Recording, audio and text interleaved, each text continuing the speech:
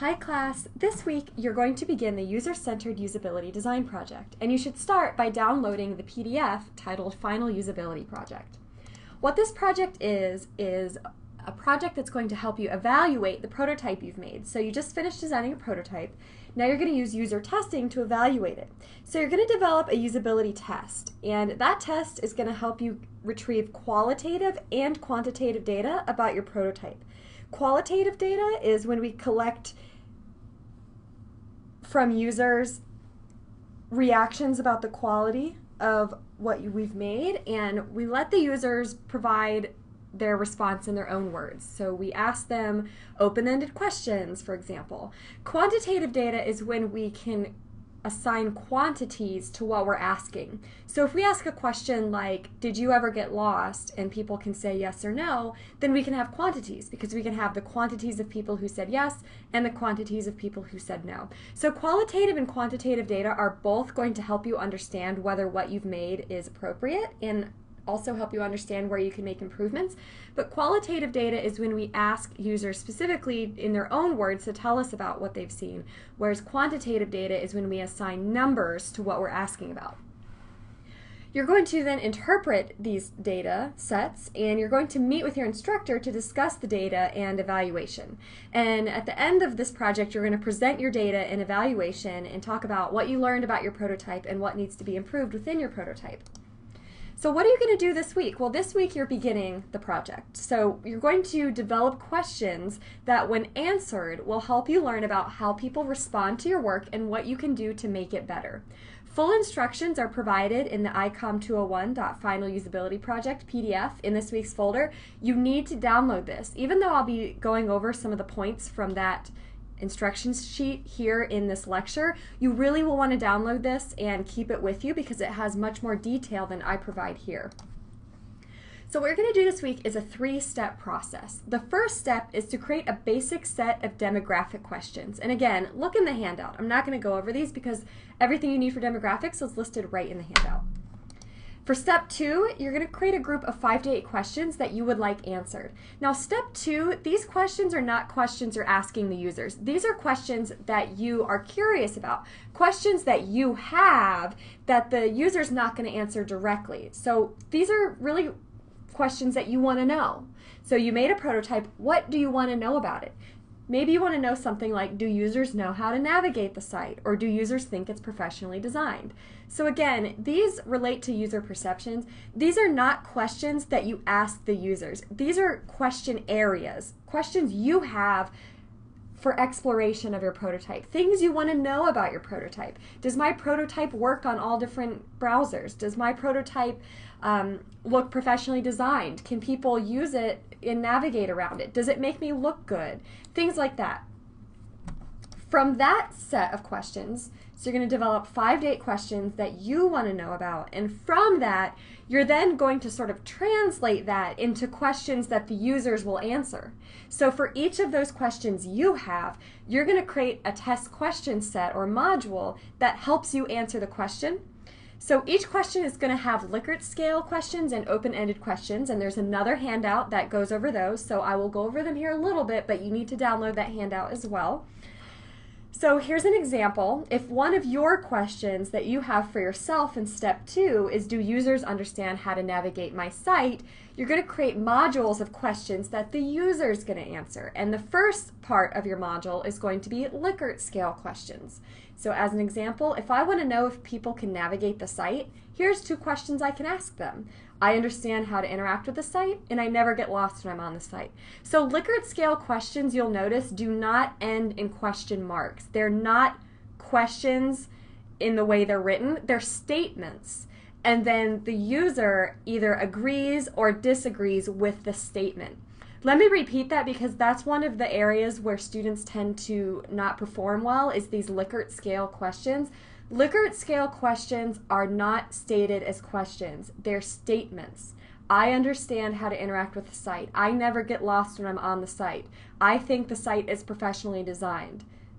And then users either agree or disagree using a scale. And the scale has to be either 1 through 5 or 1 through 7.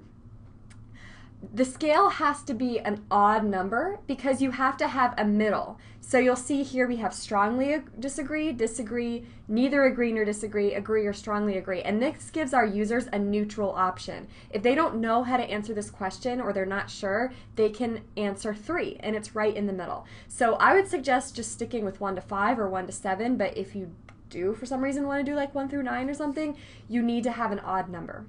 So Likert scale questions are statements, and then you ask the user whether they agree or disagree. The second part of your question set or module will be ranking.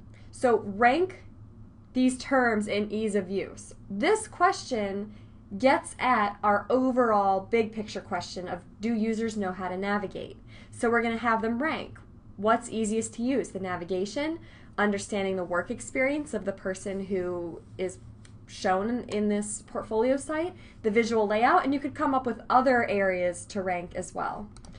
The third part of your question set or question module will be an open-ended question where you're asking for qualitative feedback. So you're going to tell the user to do something and then ask them about it.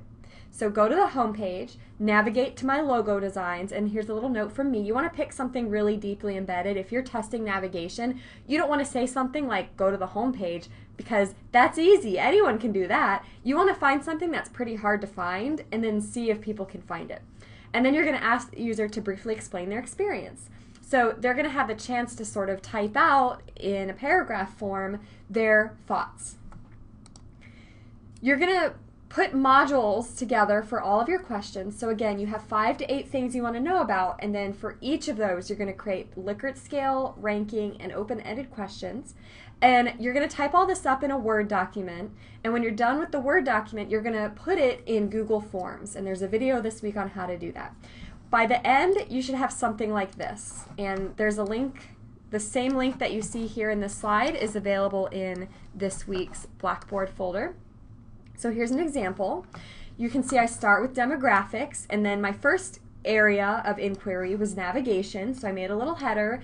I have my Likert scales, which again are statements. Then I have ranking, and then I have an open-ended question, and then I go to my second my second question set or module, which is about content. So again, I have some Likert scale questions, I have a ranking question, and then I have an open-ended question. Now you can have as many of these as you need. If it takes you 5 Likert scale questions to ask about content, then make 5 Likert scale questions. If you need 4 or 5 open-ended questions in order to learn about content, then make 4 or 5 open-ended questions. There's no upper limits on what you can do here. Of course, you do have to have at least a Likert scale, ranking, and open-ended for each module, but you can definitely and probably should have more than that. So you can take a look at that example on your own as well. So this week, you're going to put this all together. You're going to type out a Word document with your steps 1 through 3, so your demographics, your 5 to 8 areas of inquiry, and then your question modules. And when you've typed that out in Word, you're then going to put it into a Google form. I want from you this week both the Google form and the Word document.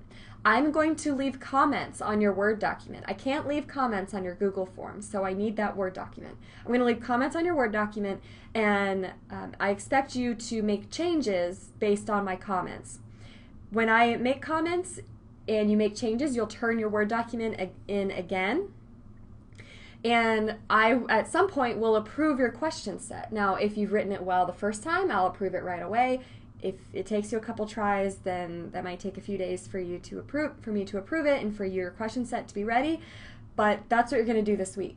At the end of the following week, you need to have sent this test out and had at least 10 people take it.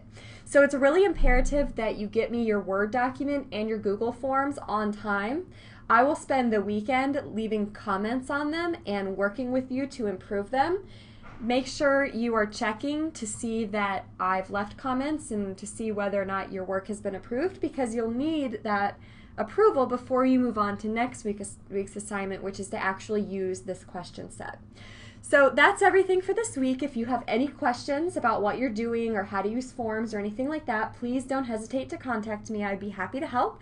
And I look forward to seeing your Word documents and your Google Forms.